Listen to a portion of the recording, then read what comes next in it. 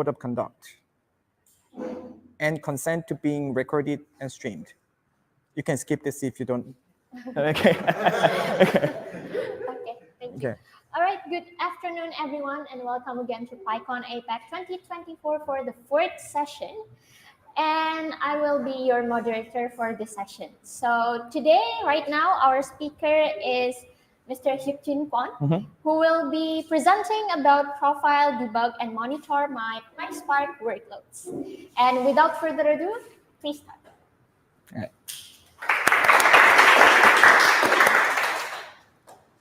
All right, so I'm happy that my proposal was accepted, so I can visit this beautiful city with a rich history. So, thanks for organizing the Pycon APAC here. All right, I'm Hyuk-Jin Kwon. I'm a staff software engineer at Databricks, which is located in San Francisco. But I work in South Korea, so I work remotely.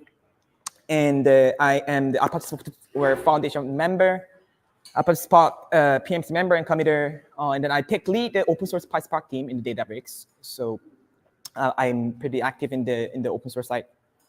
I worked in the many projects such as like the PySpark Koalas or Spark R or Spark SQL or Spark XML plugin in Py4j. Yeah, so I worked in many open source projects. All right, so today I'm going to talk about how to profile, debug, and then monitor my workloads. So it's a pretty basic step, so it should be easier to understand, hopefully.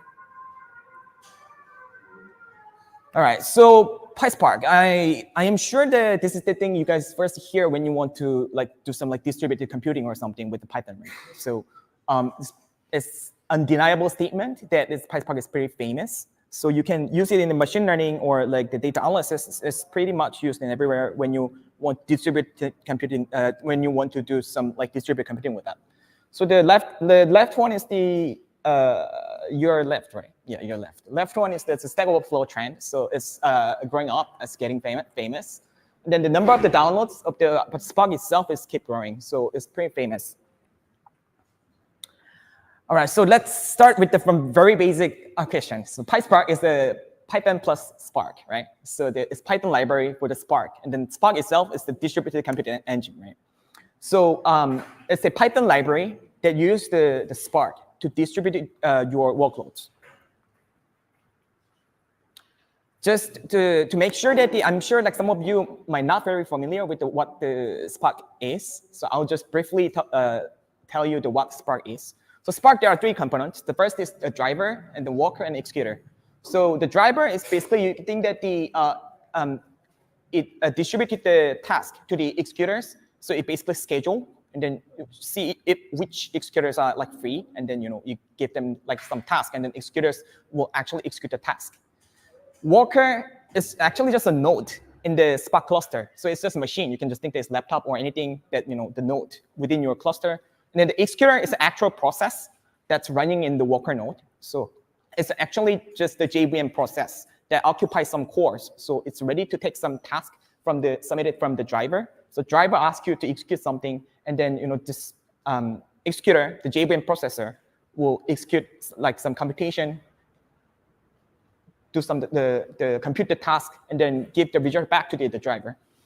So user submitted their application to the driver, and the driver will see which executors are free, and then driver create some task and then distribute to this executors, that is JVM process, right? So the executor will execute the the task, and then the result will be sent back to the driver, and then the driver will combine the result, and then it will send back to the user. So this is basically how it works, the Spark itself. All right, so back to the original topic. Let's talk about how to debug, monitor, and stuff. So the Spark UI is a very basic step. So whenever you use the PySpark or something, then this should be the first thing that you think about when you monitor or debug something. So I talked about the overview a little bit, right? But when you use the PySpark, there are actually 2 things. They use the different execution code path. For the Python UDF execution versus non-Python UDF execution, I'll talk about the Python UDF execution first. So I talked about the executor, the JVM, the process will execute the task, right? But when you execute the Python UDF, then it has to execute something in Python, right? So the JVM cannot execute the Python. So what should we do? The JVM will launch a Python process, which is called Python worker. This is also a separate process. So the JVM, the executor, will launch a Python process to execute the serialized user function. So as I just mentioned, the user will submit their job to the driver, right? And then I'll show an example later. So they will tell the driver, hey, execute this Python function. And then this Python function will be serialized and then sent to another node within your Spark cluster, worker node. And then the serialized function will be executed through the Python process that is launched by the executor. So this is a very simple example. Can you see? Is it too small? Yeah. So this is the very simple example. So here, when you use the Python UDF, then you have to specify the type, because Python itself is duck typing, right? So you cannot really tell which type you want to return from this UDF. So you have to specify this will return integer that is declared in the type sheet in the PySpark. But you have to specify the return type here that is mapped to the Spark type internally. And here, it's my simple UDF example. I'm just taking X and then returning X, right? I mean, of course, you can do something with X here, but just to make the example simple, I'm just returning the X as is. So here, you can add your own logic to distribute for the distributed execution. And here, I'm simply just executing my UDF. But here, the Spark.range1, right? This is basically just one single row in a data frame. The value is 0. So here, with the data frame, I select my UDF, and then it returns 0, right? So yeah, that's what it is. So whenever you do debug or something, you print something and print ABC or print star, print plus, and see if it works, right? The problem is that doesn't work in the Spark. So because, as I just mentioned, the actual execution happens in the worker node, right? It doesn't happen in the driver. So you print something, it doesn't show in you print something in the UDF, and it doesn't show in your console, because in a Spark cluster. So you have to go to the Spark UI tab, and there's this executor, and then standard out and standard error tab, and here what's going on, and then you can print out what's going on. So this is actually, I use this very often. I mean, I developed the PySpark, I used it in the production, and the Databricks uses PySpark in production. This is the most, the way that I use very often. I just print out and see what's going on. All right, frequently asked question. So you want to print something, but let's say your UDF hangs. So it's hanging there, and then it doesn't print anything. You don't know what's going on, right? Let's say, so here in the UDF, how many zeros? Man, we wait very long. So here's a very simple trick. I'm actually thinking about adding this as an actual canonical API in the PySpark, but I mean, not yet. So I use this. I provide this as a workaround time to time. So basically, here I declare the what do you call it? The decorator, and then it fails if it goes over the specified timeout. So what am I doing here is actually pretty simple. I just run a thread, and then sleep for a while, and then just exit if the UDF doesn't end. But here, one thing is that I'm not using the sys.exit, because that only can be used in the main thread. But since I'm here using the subthread to terminate the current process, I have to use a little bit of hacky way os.exit. But it works anyway. So here's one workaround. So here I'm sleeping there, and then it times out. So this is the one workaround for the failing fast. And then I got this feedback. I don't want to make it fail. I want to return none. So here's another workaround, decorator. So you set this timeout 2 seconds, and then here I have 2 threads. One is waiting for the timeout, and then return none. The another thread will execute the UDF and then returns. So if the UDF finish earlier than the sleep, then it will return the reject. Otherwise, it will return none here, which is none there. So in the example here, I have 0, 1, 3, right? So and then it will sleep. Oopsie, sorry. It will sleep. So for the 0 and 1, it returns the values correctly. But since I'm here within my UDF, I'm sleeping 3, and then the timeout is 2. So here, the timeout passed first, and then it returns none there. So here's the workaround. I'm sure this slide will be shared later. So I hope you guys copy and paste and then see if it works for you. All right, so I talked about the Python UDF execution. Earlier, I told you there's a 2 execution code part, right? The one is Python UDF execution. One is non-Python UDF execution. So for the non-Python UDF execution, you don't actually require, it doesn't require to execute the Python code. So meaning that I told you that the executor, JVM process, does not have to launch the Python worker to execute your Python UDF, because it doesn't require to you run the Python native function. So this is actually, the code path is exactly the same as the Scala or SQL or Spark R, because we are all sharing the same engine. So unless you have to like language specific execution, it always shares the same engine. So here's the typical way to debug. So you use let's say there are 2 data frames, and then I performed some join. The typical way, the number 1 step I do is that always I do the explain. Then it will show them like some little bit of like weird like strings, a little bit difficult to understand, but still, it's there. So they are called physical plans. So they are describing how this will be executed in general. By the way, I forgot to mention this. So the Spark is, by the way, lazy-based execution. So even you invoke several APIs, that doesn't trigger the computation. When you actually call something like collect, where you want to get the result back, and then it will trigger the computation. Yeah. So here's the plan. So I type a lot of like API code, and then I perform the explain. Then it shows that how it's going to be executed. So those are like called the physical plan, a little bit difficult to read. So we have Spark UI, which is easier, but still difficult. We have to make it easier. But yeah, but I mean, still sort of, at least you can see something, some arrows. But there are some like the information, like how many rows or like how many memories being used. So I usually go execute, and then I go to the Spark UI tab and then see what's going on. And then you check those like the execution, then you can do the optimization more easily. For instance, here I want to do some optimization. So here so what's happening here is that it triggers the shuffle, and then it performs the sort merge join, meaning that you sort both sides, and then you compare one by one, and then perform the join. So here this is what Spark does by default, but suppose that the data frame 2 is very small, right? It only has two rows. So like you perform the full shuffle, meaning that it will cost network I/O or like I/O.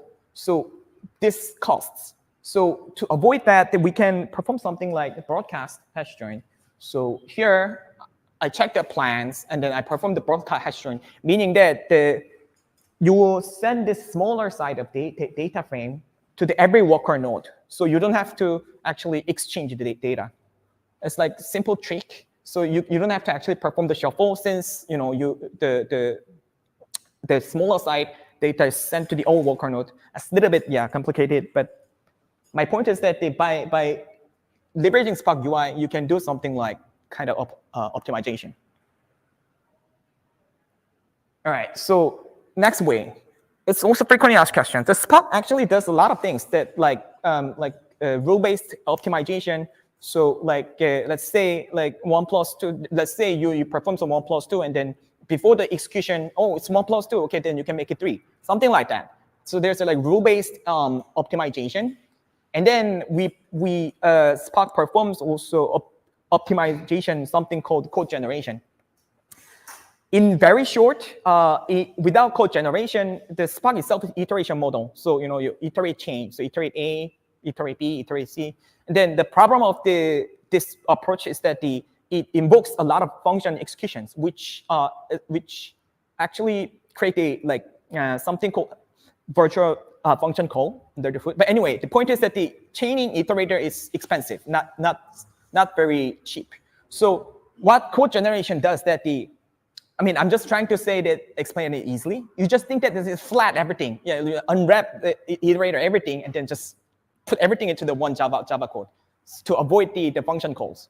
So this is basically what code generation does. So in Spark under the hood, so we basically generate a very big Java code and then we execute them because that's faster than chaining iterators.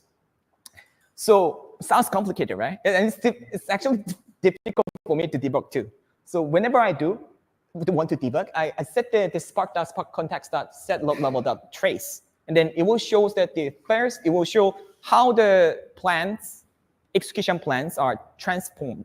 Because there are a lot of rules that optimize switch or combine or generate new physical plans, how it's going to be executed under the hood.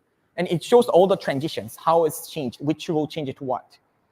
And then it will show that which Java code is generated here. So whenever you do some like this kind of like advanced debug, then you just set the trace. Of course, there are some other APIs, but I end up with not using it, but just set the trace and then just see.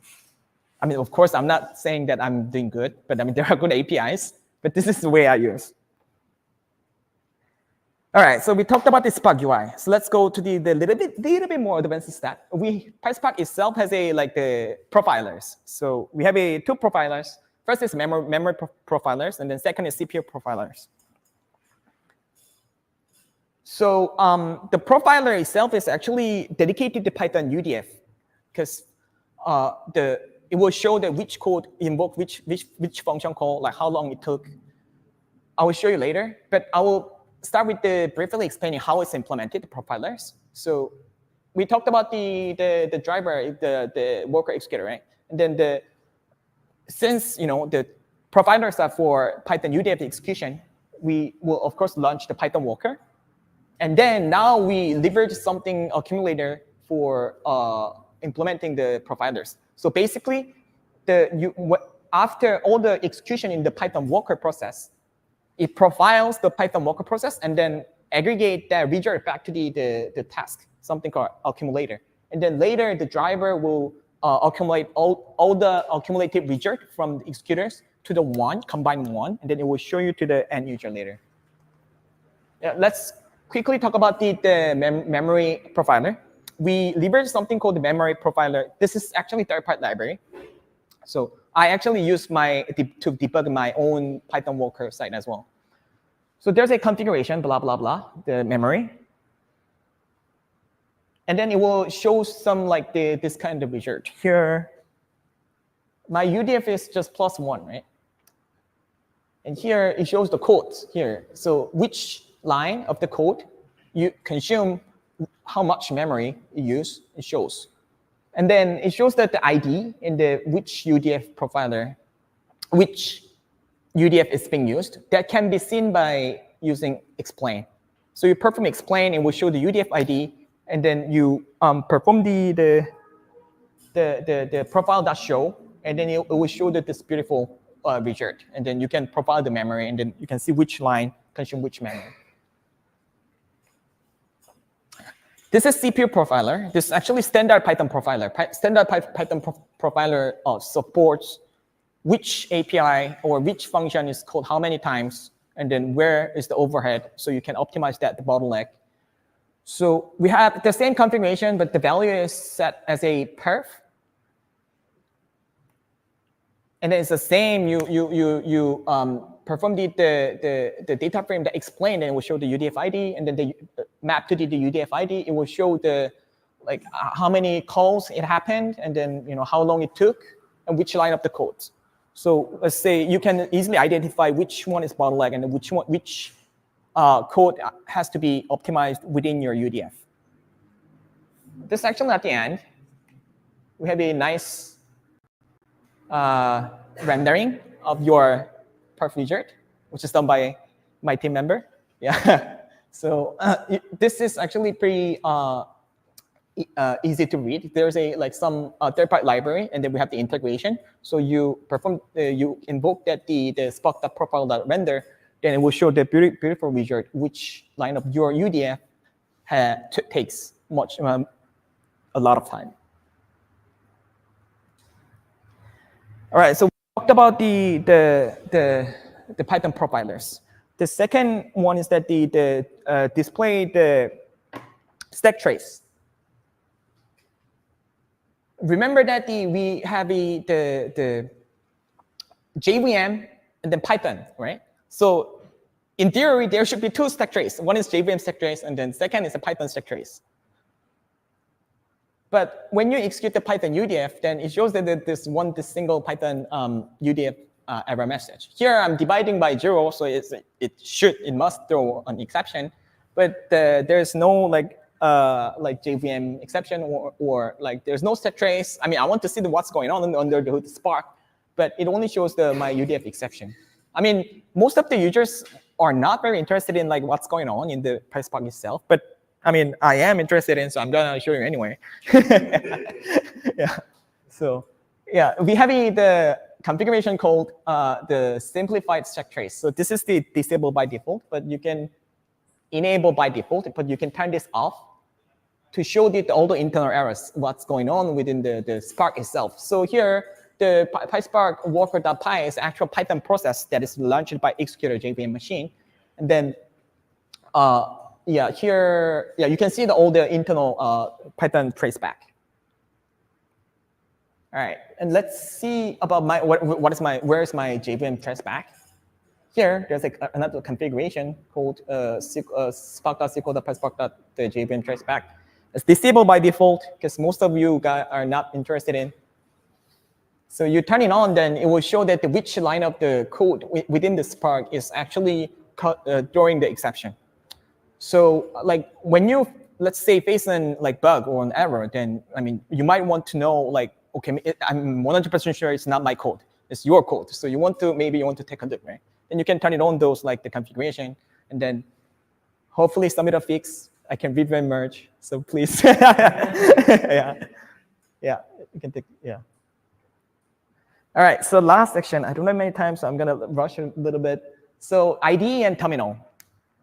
I don't use actually this very much because it's a little bit difficult to set up. But anyway, I'm gonna tell you in case you guys are interested in. So to use the IDE, like for instance, like most of people use PyCharm, right? So the PyCharm, to use the PyCharm in the PySpark workload, it's a little bit complicated because the driver and the workers are in different node, right? So actual execution happens in the worker node, but my IDE is in my laptop, my like driver node, and then the execution is executed somewhere there in my cluster or one of the machine. So how do I debug? Like I want to line by line debug. So to do that, the Python worker process that has to execute the server so that your IDE can be connected. And thankfully, PyCharm support a nice way. It was a little bit tricky to use with PySpark, but at least they support. So there's a like edit configuration and then run and debug configuration dialog, and then it shows that how to start the Python remote debug server. That should happen within the PySpark executor, right? So they like that was too small, so you couldn't see, but in the dialog it shows that which pip install package has to be installed. So you have to go there, your worker node, and then you have to install those like this PyDev PyCharm version. And then here, what I'm going to do is that I want to wrap the Python worker. So the Python worker will always execute this remote server first. So here, as you can see, this worker is actually the Python process worker. So here I'm wrapping, where is it? Yeah, here. So here is the main. Is the Python worker process will actually do all the sort of weird things and then do the execution. So before I call the main, here I started the debug server so that the PyCharm can be connected. And then I saved it as a Py file, and there's configuration that you can overwrite which file has to be used as a Python worker. So after that, you can execute one job, and then you can use the debug remote. There's a like button there. You click that, and then you can connect to that, and then you can do the line by line debug. All right, the last thing that I'm sure you guys, everybody knows the top MPS. So in the driver, you can get the process ID, and then you can see the memory, or your profile, your driver. And executor side, unfortunately, you have to connect SSH to your worker node, and then you have to check which process are running. The Python process are running by the name the PySpark.daemon, so you can just ps grab and PySpark.daemon, and then you can perform some top. All right, summary. We talked about this Spark UI. So I talked about the Python UDF execution, non-Python UDF execution. Python UDF execution, it requires for executor to launch the Python process, so they can execute the Python native function. Non-Python UDF execution, it's same as the SQL or Scala because they are sharing the same engine, and then it doesn't require any language-specific execution. So so this is usually much faster. And then I also talked about the set log level trace, so you can see the code generation and the rule-based optimization. Profilers, we have a memory profilers, CPU profilers, stack trace. By default, we hide all the internal stack trace, Python stack trace, and JVM stack trace. Lastly, I talked about the remote debugger. So you can wrap the Python process, then you can start the remote server, so driver can connect to the remote server and then line by line debugging. All right, so that's what I all prepared. Thank you so much for joining my talk. Thank you again to Mr. Yeah, thank you. For your insightful presentation. Please give a round of applause again to Mr. Thank you, thank you. We hope you find the presentation insightful, and have a great day, everyone. See you in the next session.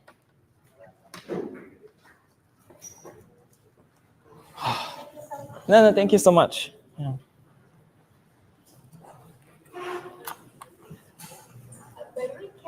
Can I take a photo with you for a second? Yeah. Okay. Yeah. Oh. Oke, thank you. Mbak dihidupin dong. Sorry. Tadi nggak dihidupin. Oh, ini break. Yeah.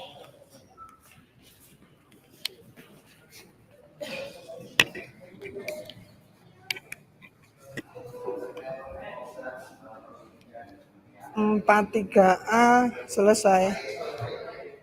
Bang, tak anu dong. Urung. 4